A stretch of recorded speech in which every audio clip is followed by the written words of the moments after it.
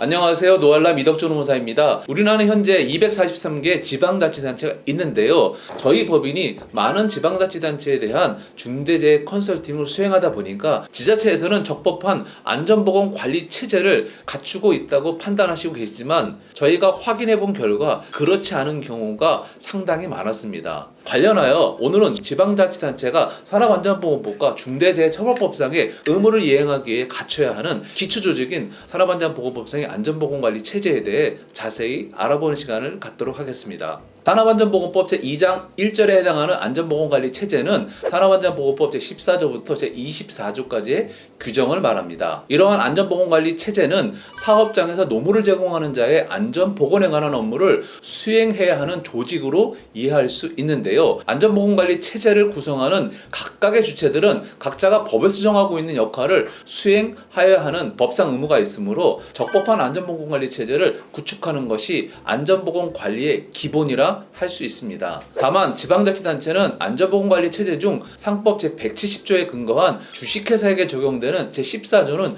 적용이 되지 않습니다. 또한 제20조의 안전관리자 등의 지도조언은 조직 구성이 아니라 업무 내용에 관한 사항이고 제23조의 명예산업안전감독관 역시 의무적으로 구성해야 하는 인력은 아니므로 적용이 배제될 수 있습니다.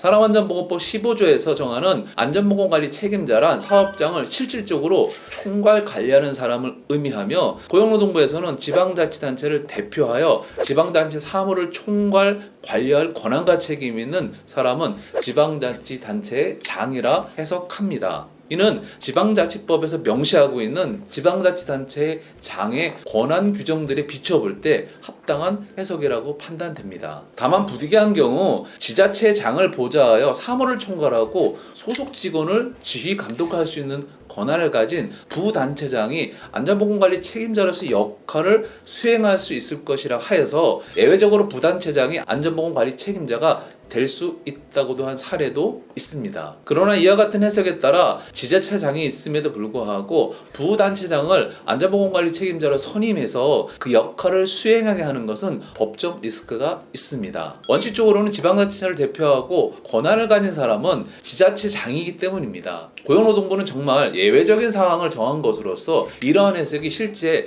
법원에서 인정된다고는 장담할 수 없습니다. 그럼에도 불구하고 아직까지 많은 수의 지자체에서는 주로 행정안전국장 같이 국장을 안전보건관리 책임자로 선임하고 있는 경우가 많은데요. 국장을 안전보건관리 책임자로 선임하고 있는 지자체는 법적 취지에 부합하게 안전보건관리 책임자를 지자체의 장으로 선임하는 것을 적극적으로 고려하셔야 합니다. 관리감독자는 사업장의 생산과 관련되는 업무와 그 소속 직원을 직접 지휘감독하는 지위에 있는 사람을 의미하는데요. 관리감독자의 업무에는 작업과 관련된 기계기구 또는 설비의 안전, 보건, 점검 및 이상 유무의 확인, 작업복이나 보호구, 점검과 착용, 교육지도, 작업장 정리정돈 및 통로 확보의 확인, 감독과 같은 직접적으로 작업 환경을 안전하게 관리하는 것이 포함됩니다. 이런 업무를 고려할 때 반드시 사업장에 상주할 필요는 없으나 가급적 소속 직원과 함께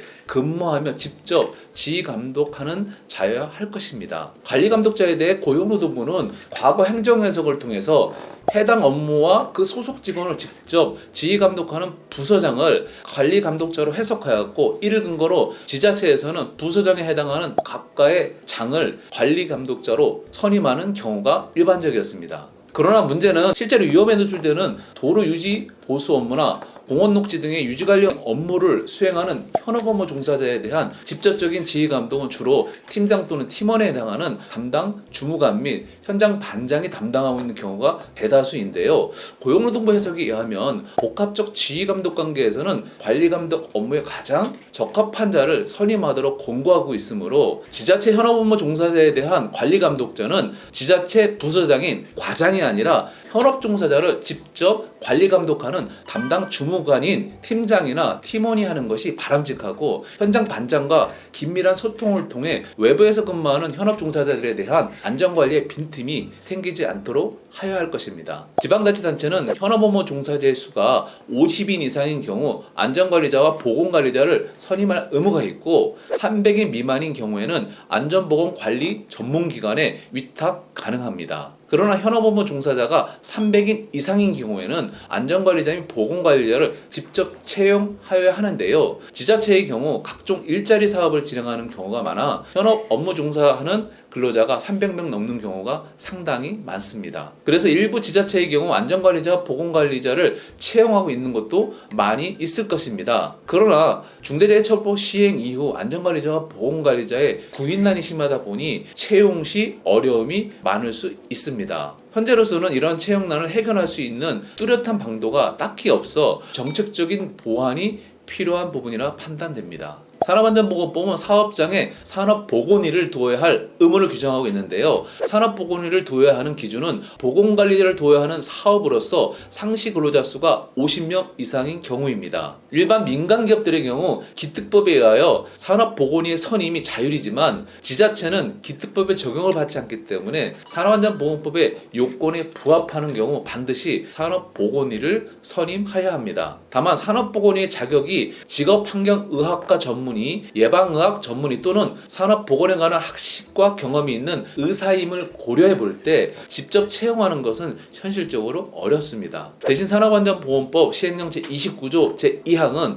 산업보건의를 외부에서 위촉할 수 있다고 명시하고 있으므로 해당 조건에 해당되는 지자체는 산업보건의를 외부에서 위촉하는 방법을 활용하셔야 할 것입니다. 마지막으로 산업안전보건위원회는 사업장의 안전 및 보건에 관한 중요 사항을 심의 의결하는 기구로서 현업업무 종사자가 100명 이상인 지자체는 산업안전보건위원회를 구성하셔야 합니다. 이때 산업보건위를 구성하는 사용자위원은 해당 사업의 대표자, 안전관리자, 보건관리자, 산업보건이 해당 사업의 대표자가 지명하는 9명 이내 해당 사업장의 부서의 장으로 구성하셔야 합니다. 대표자가 포함되어야 하는 만큼 지자체장이 사용자위원으로 참석하여야 하는데요. 그러나 저희가 컨설팅한 지자체에서는 지자체장이 사용자위원으로 참석하지 않은 경우도 많았습니다. 따라서 실제 산업안전보건위원회가 구성이 적절한지 점검하실 필요가 있습니다.